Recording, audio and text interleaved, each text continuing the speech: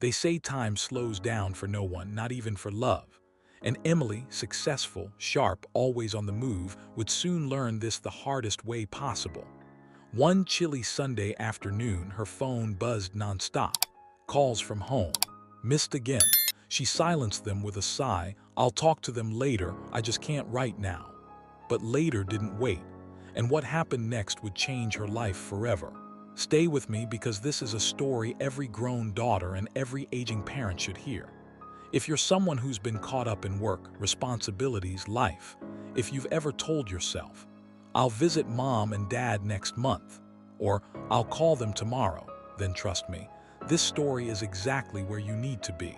You're about to hear the story of Emily Thompson, a daughter from Minnesota who kept pushing her parents to later, until one day, she realized later doesn't always arrive. Emily was 37, living in Chicago, grinding 12-hour days at her company. She had a good life, modern apartment, stable income, a fancy coffee machine she barely used. But beneath the success, she carried a quiet guilt. Her parents, Harold and Joanne, lived 4 hours away. They were the kind of old-school couple who still sent birthday cards through the mail and ended every call with, "Drive safe, sweetheart." Their calls came often, their voices warm, their hearts full. And Emily's replies were almost always the same. "Mom, I'm in a meeting. Dad, I'll call you back tonight. I'll visit next weekend, I promise." But she rarely kept those promises. One morning, while rushing to her office, she noticed a voicemail from her dad. His voice sounded slower, softer. "Hey, Em, your mom baked your favorite today. We thought maybe you'd come by. Haven't seen you in a while. No rush, just call back when you can." She replayed it twice. Something inside her tightened, but work pulled her away again. 3 weeks passed. 3 weeks without a single call home. Then came the turning point. One Friday evening, Emily received another call, this time from her mother's phone. She picked up, slightly annoyed.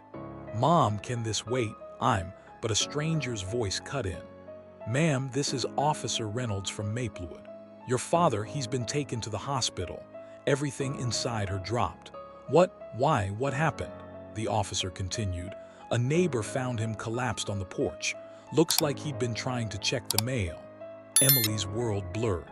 She grabbed her keys and drove through the night like every mile was a prayer. By the time she reached the hospital, her mother stood outside the ICU, trembling. "Em," she whispered, eyes swollen from crying, "he kept asking about you. He thought you'd walk in any minute." Emily stepped inside the room. Machines beeped softly. Her father lay still, pale, breathing with the help of tubes. She held his hand for the first time in months. "Dad, I'm here," she whispered. His eyelids fluttered open just enough to see her outline. With a faint, tired smile, he whispered, "I knew you'd come, sweetheart." Those were his final words. Moments later, the monitors went silent. Emily's cry filled the hallway. Days passed like fog. The funeral, the condolences, the quiet house. But what haunted her wasn't his passing. It was the voicemail she kept replaying. "No rush, just call back when you can." She realized he never wanted anything complicated. He just wanted her presence, her time, her voice. Months later, Emily moved closer to her mother. She visited every week, helped with groceries, shared tea at sunset, listened more, talked slower, held every moment like something fragile. Because she knew now that money can be earned back, careers can be rebuilt, but time with the people who love you, once it slips away, you never get it again. Don't postpone family for later. Later may not come.